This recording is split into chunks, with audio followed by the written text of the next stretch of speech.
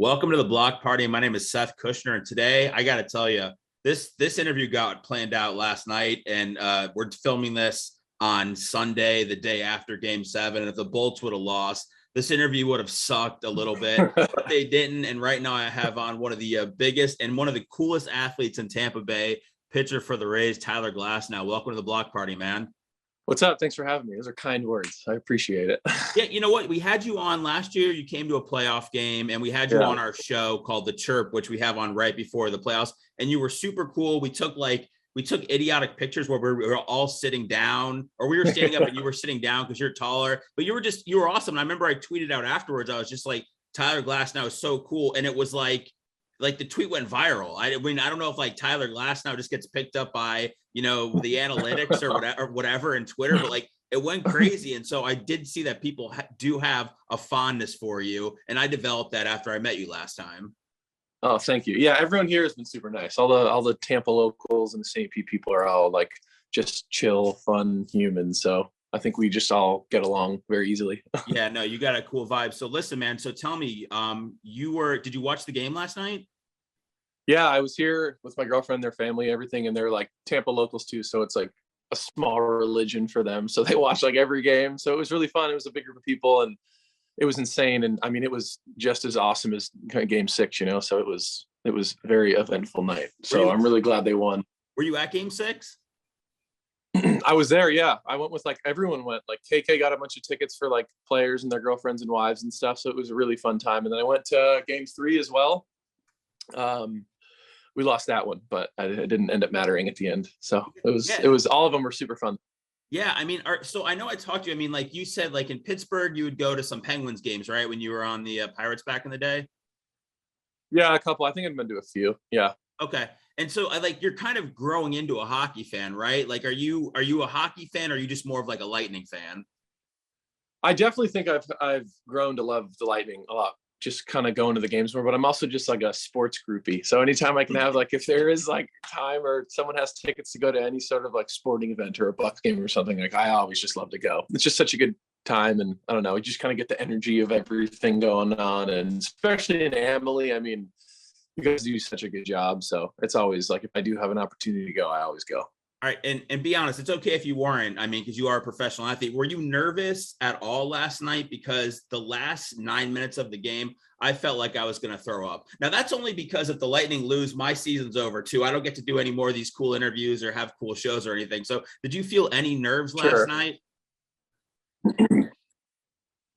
Yeah, for sure. I think I think it's almost like when you're driving a car, you kind of like, it's fine because you're in control, but when you're the passenger, you're so scared. And so when you have no control over a situation, like you tend to overthink it. You're like, oh, and you try to your nervous system starts going crazy. And I definitely had that. Everyone here too, like with the group of people, everyone was just like on edge. And then finally when the time ran out, it was pretty big sigh of relief for sure. And I tweeted this out, and you got to experience this, and you brought it up a couple of times, but isn't it so cool that, and it is the Lightning, whatever team, but like it brings people together, and like it all's a common thing. And when they come out on top, it's great. Those are the memories that you have forever. Exactly. Yeah. It's beautiful. I think it doesn't really matter too. You can have two different people in a room or whatever, think completely opposite, political, whatever, but everyone kind of comes together and watches sports, and it's cool. And I think that's why everyone likes sports, and it's an opportunity to bring everyone together. And everyone likes an excuse to party or an excuse to just be around their friends. Do you have a favorite player? Is there anybody, I mean, you could list every guy on the team. Is there anybody that's impressed you the most? I mean, anybody you've gravitated towards? Vasilevsky, obviously, and then Hedman, just because he's tall, and I got to be on the tall guy team. And then Killorn too I really like him. I mean, everyone, obviously Stamkos, the list goes on. I just appreciate what they do. I think too, I'm just such a gangly human being. Like the idea of me playing hockey is just so weird. So I can go to especially a basketball game or a hockey game. I can look at the athletes and be like, yeah, I can't. I mean, this is tough. So you have that respect for the person on the ice. And you're also, by the way, when you talked about being tall, when you go out to these Lightning games, there's no hiding. It's not like you can put on a hat and nobody knows who you are. So I mean, you get a lot of love when you go out there, don't you? Yeah, everyone's super kind too. No one's you know what I mean? I think it would be different if everyone was like getting all up in your grill, but everyone's like, hey, can I get a picture? And super kind. And like, I've never had anyone be like weird or anything. So it's awesome because I always enjoy going out and Good. people Good. All right. like really, yeah, they're always like super kind about it. So.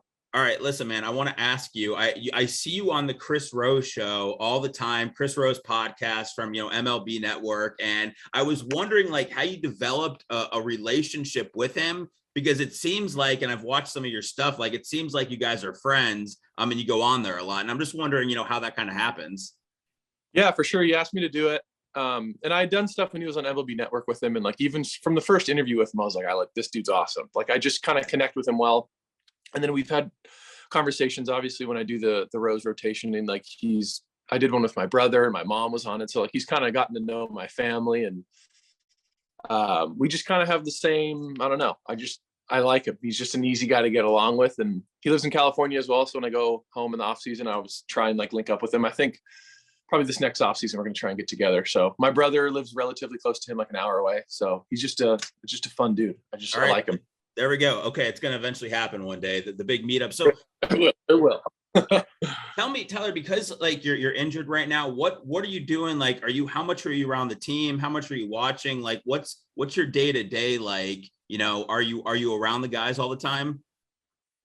So when they're on the road, I stay home. So it's just it's Monday through Saturday rehab, and each day is different depending on like what throwing or not. And then I have to lift 2 to 3 times a week, and then you have like, it's just a whole kind of set out plan. But Monday through Saturday, and if the team's home, I'll go in from like 9 to 1:30 or whatever, and then you'll leave and you'll come back 30 minutes before the game starts. And I always appreciate the free food in the clubhouse too, so it's always nice to get my meals provided, and I just go and like eat all the food and watch the game. So it's definitely not ideal. Like, it sucks going, and especially if the team like that day isn't playing that well, you always have that feeling of like, God, I just wish I could be there and help. But I think that'll come when it comes, so it's nice to be around the team.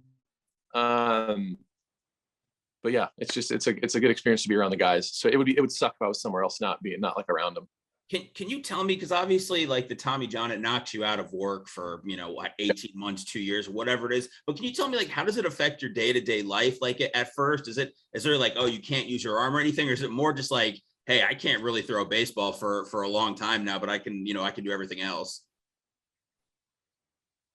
Yeah, the beginning of like the first couple months or so, like your arm is still, you can't really bend it, or like you can, but it's very limited and it hurts. So you kind of take for granted, like when you are always like, when you get hurt, you're like, dang, I should have appreciated being healthy more. And so like, you can't really use everything as much as you can. And then that wasn't like a super big problem. It was always like, whatever, I know it's going to come back. But I think that the longest thing to adjust to is knowing that you're not going to pitch for a while. And I think like the most beneficial thing is to like set your goals very much like day to day or week to week, as opposed to being like, in 18 months, I'm going to come back. Like, I'm not really I'm trying to stay as healthy as I can each day to then possibly maybe come back this year, or if not next year. So I'm just trying to like be as healthy as I can within like those day-to-day timetables, How mental is it for you?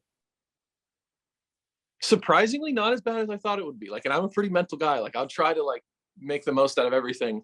But in this case, it's like, I really do think me adopting like the day-to-day mindset, and that sounds super airbud cliche, but it's very true. Like, anytime I start to think like, hey, what am I going to feel like in a month? I get a little bit more like unsettled, but each week is its own thing. And like, I'm going back like 90 feet this week, I'm going to 104 or 105 feet. And then the following week, I'll throw 5 days a week at 115 feet, so it's like each week you have something to look forward to, and you can kind of pick your small victories, whether it be in the weight room or like whether it be throwing or so. I mean, it's definitely not ideal, but it's not, I think relative to other people, like my life could be much worse. So anytime I do feel sad, I'm like, shut up, dude, just calm down. You're fine. Like, have you gained like a different perspective at all on the game from, watching it while you've been injured at all? Is there anything where like, wow, I see things differently, or I learned this, or you already know there everything is to know about the game?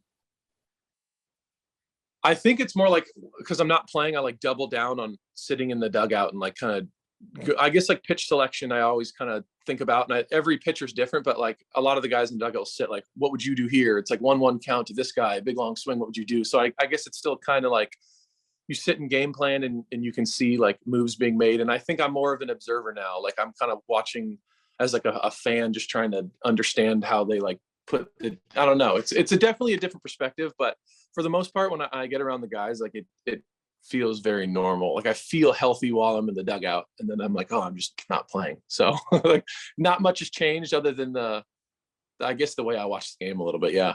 Who's your favorite player on the Rays right now? Or maybe your favorite pitcher? Who's your favorite guy to watch? I mean, Kluber, obviously, just because he's such a legend. I really love watching Yarbs throw because him and me are just so much different. And like, he just like this cutter in the way he pitches. Like, I think it's fun watching him and just kind of trying to think along with him while he throws. Cause like, we would do things differently. Obviously Wander, that's an easy answer. That guy is a stud. He's probably one of the most impressive baseball players I've ever seen in person. Randy. I mean, there's so many guys. And honestly, too, watching KK play defense has always been my favorite thing about the Rays, and like how much he cares about it. And not even just like each play, but like his footwork and the little things that like people really don't realize. Like he never misses a step. So stuff like that is cool. And I notice it more now too. Yeah, no, KK is like Jim Edmonds out there for anybody that, any old school baseball fan. So yeah, probably even better. All right. So I was going to ask you about Wander. Like, does he have, because here, for people that don't know, if they're not like the biggest baseball fans, like Wander has this hype that is, I mean, like Mike Trout, Mickey Mantle, like they put him, like every great player ever, like they've labeled Wander as the next guy, and you showered praise on him. I mean, does he have like, and he's still what, like 20, 21, 22? Does he have like, I think so, yeah.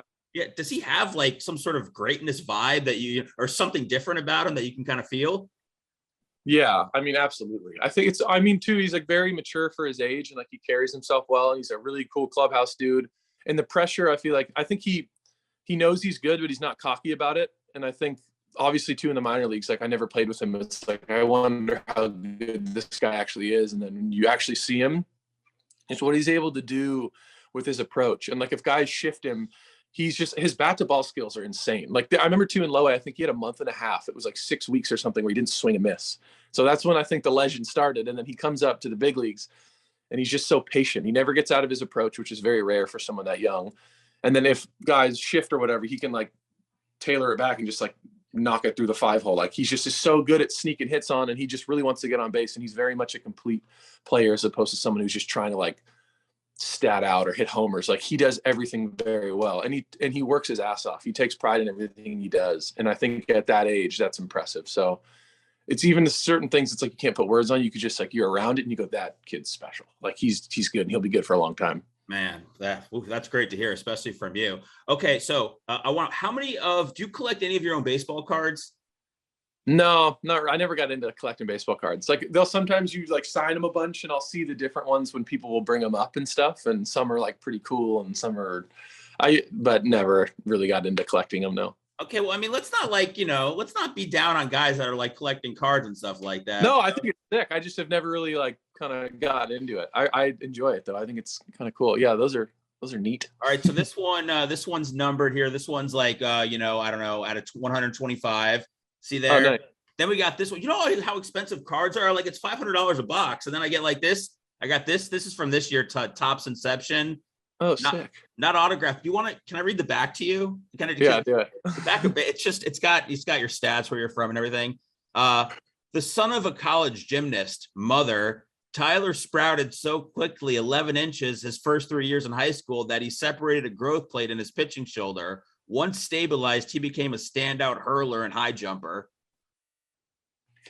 That's mostly accurate. The high jumping was before, so I did high jump from, what was I, like 3rd grade to 8th grade? Then you had to pick one sport, but I was like, high jump. I loved high jump as much as I loved baseball. And I got to go to like the Junior Olympics when I was a little kid and like do all that stuff, which was pretty sweet. But I love baseball a lot more. Like pitching, like the how hard pitching was compared. High jump was very hard too, but like just the ups and downs of pitching is what I liked. So it was cool. And then I'm too tall to be a gymnast too, so I kind of scrapped that when I was a little kid. Are you surprised they're putting information like that on the back of baseball cards these days? I mean, they're getting creative with it. Yeah, that is. I was gonna say, how'd they know that? That's great. I mean, they did their research, I guess. But yeah, I do remember when I was a little kid, I got baseball cards that people give it for gifts and stuff. And I know it was mostly just stats and stuff. But yeah, now they're getting personal. They're tugging on the heartstrings. Yeah. Now you mentioned sitting down and signing, and that's the kind of thing about baseball cards these days, and all cards for people that don't know. I mean, you can essentially get every player's autograph in every sport, you know, depending on how much you want to pay for a box. But I mean, you have to sit down and sign cards, sign stickers. What's the most you've signed at one time? Like in one day or like a one day. I think sometimes you'll sign like 5,000 card deals and they'll send you increments of stuff. And like I've done like 7,500, I think. I think there was at one time where I did more than that. I don't remember. It kind of just meshes into something. But you'll sign like a year deal or a 2-year deal for like whatever 7,500 cards, and they'll send you like 1,000 at a time or something like that. And so you have to like sit in your house and do it and then ship them out. And I also get to see the cards that way. And you get to see like the 1 of 10s and the 1 of 1s, and you sign them, and then like you get the actual plated ones, and it's pretty cool to see. Like, very interesting. Yeah. Okay. So just so you know, if you wanted to like get any Wander Franco cards, I mean, like those are going for thousands of dollars. So if you need like a good retirement plan, like just get him to sign a couple of cards or get a couple of cards. Cause that guy, I don't know. I mean, Tyler, I don't know if you know, but like Wander is driven up like the baseball card market. Like people buy boxes of cards just to hope that they get a Wander Franco rookie. Like they'll buy $200-300 box of cards just trying to find Wander. Like it's insane. Yeah, for sure. I know too. Like, I'm sure when COVID happened too, I'm sure the card market like exploded. Just the collectibles in general. Like I could see that being a thing. But good. That's awesome. I hope people keep buying more and find Wander cards. Yeah, trust me, that's what they're doing. All right. So who's the next wave? Who's the next wave of young Rays pitchers that are coming? The Rays always have a top minor league system. There's always guys. There's always the next great guy. Who are some guys that you just go, man, this guy's going to be good?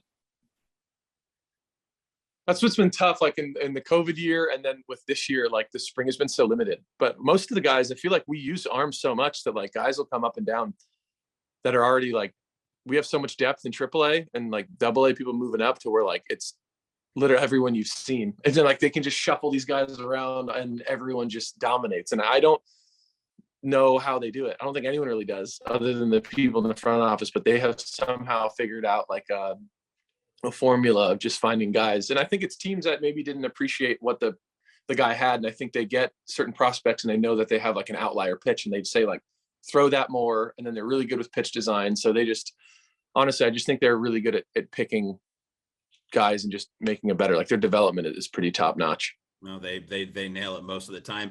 So something I wanted to ask you, did you ever, I don't know if it's still now or maybe early in your career, would you ever get like rattled or have it in your mind, like when people would yell stuff at you? Because I know there are times where you probably pitched where, you know, it was a Tuesday night, light crowd, and you could hear everything people were saying. Anything ever get to you, or do you kind of use it as motivation? Because I see you smiling right now.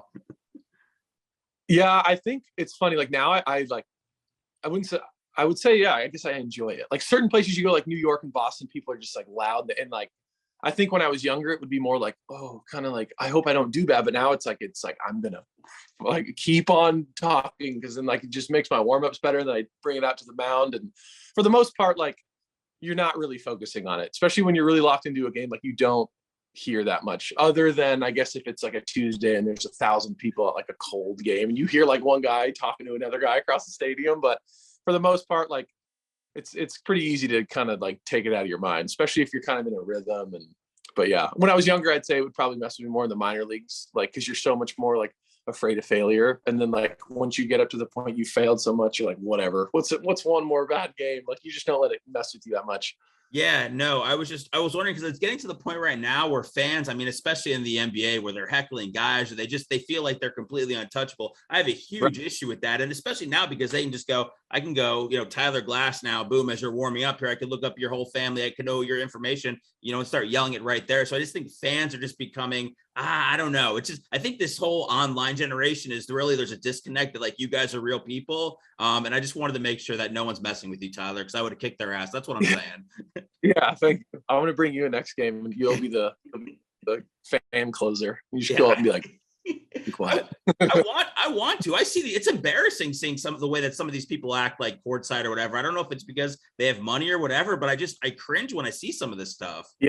Especially in the NBA. I just think they're boozed up and they get some confidence and they say something and then like someone will say something back and then it's I don't know. It sucks too. It's like you're not as an athlete, like you're really not supposed to say something back. But like I think at a certain point, especially if you get messed with so much, it's like, you know, I'm still a human, right? Like I still have emotions. So yeah. The NBA, they're taking I saw a guy take a camera and throw it. They don't care. Like they'll do whatever they need to do.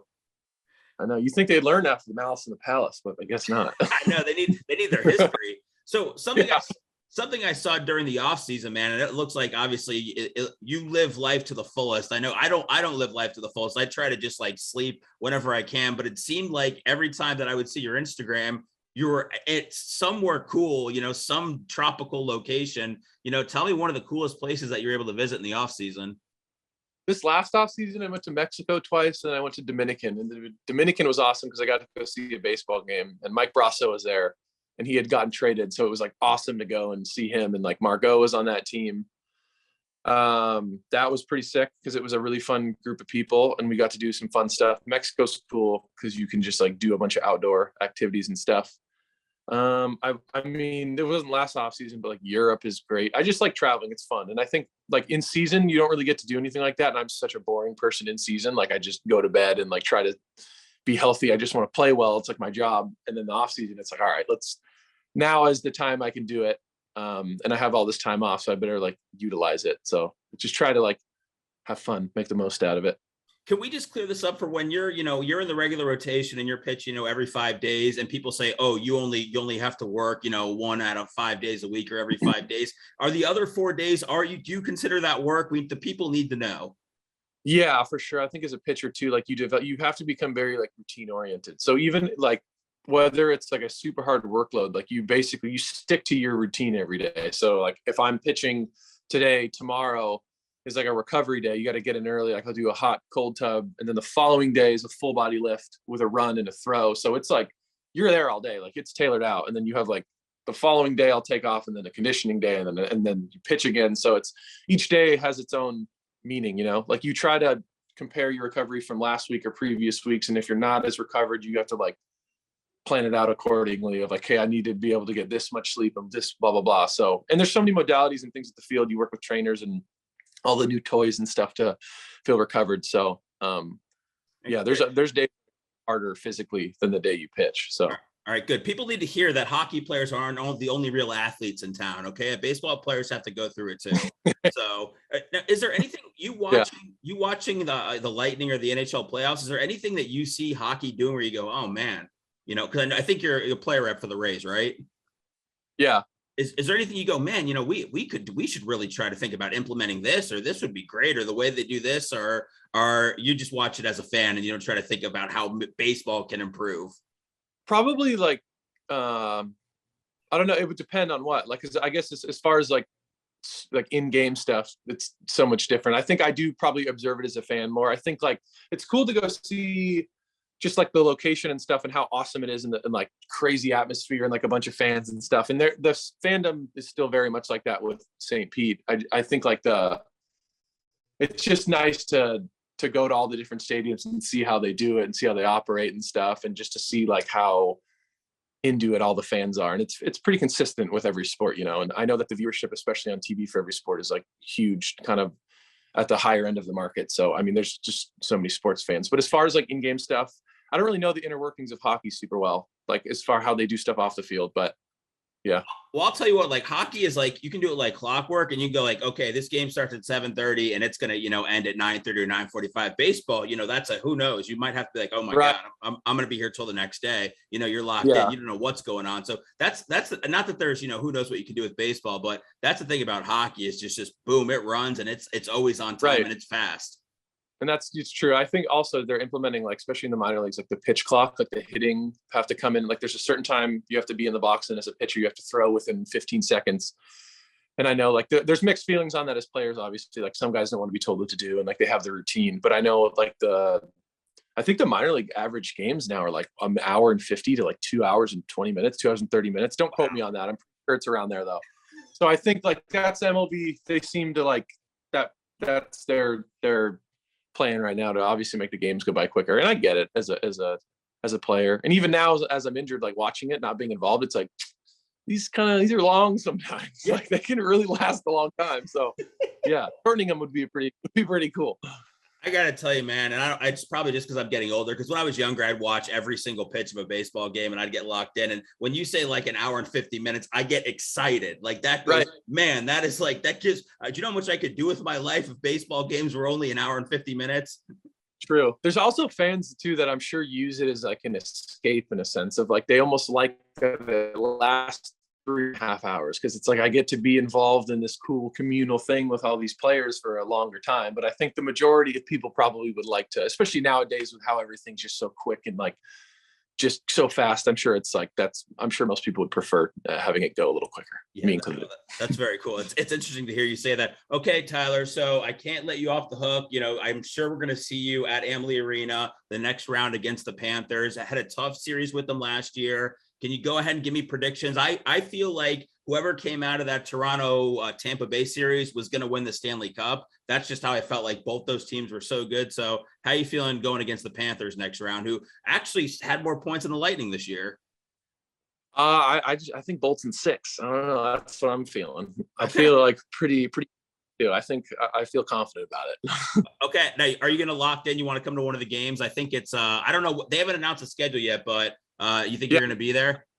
Yeah, I mean, I hope. Obviously, it depends too. If like the teams in town or they have games, like I'd have to look at the schedule as well. But obviously, yeah, I'm going to try to go for sure. And then, I mean, yesterday the people I was with too, like the second the game ended, everyone's on Google like, we're like trying to get like a jump on tickets. So it's, yeah, I'm sure I'm going to try and do it. Are they asking you to get them tickets, or are you telling them that No, they're just kind of like trying to look up like when it is and trying to get like a beat on it. So you'll get well, everybody is. Trust me, people were tweeting me this morning asking me, and I go, I have seriously no idea when anything is going on. I just wait for them to tell me when to show up to the arena. So listen, man, Tyler, I appreciate it, dude. You're super cool. It was great to meet you last year. Thank you for doing this again. If the Bolts would have lost, we wouldn't have had, probably the chipper vibe that this had, but I'm glad that they won. Right. I'm glad that you're going to come to one of the games, man, and everything's going well, and hope to see you out on the mound soon. Awesome, dude. I appreciate it. Thanks for having me on.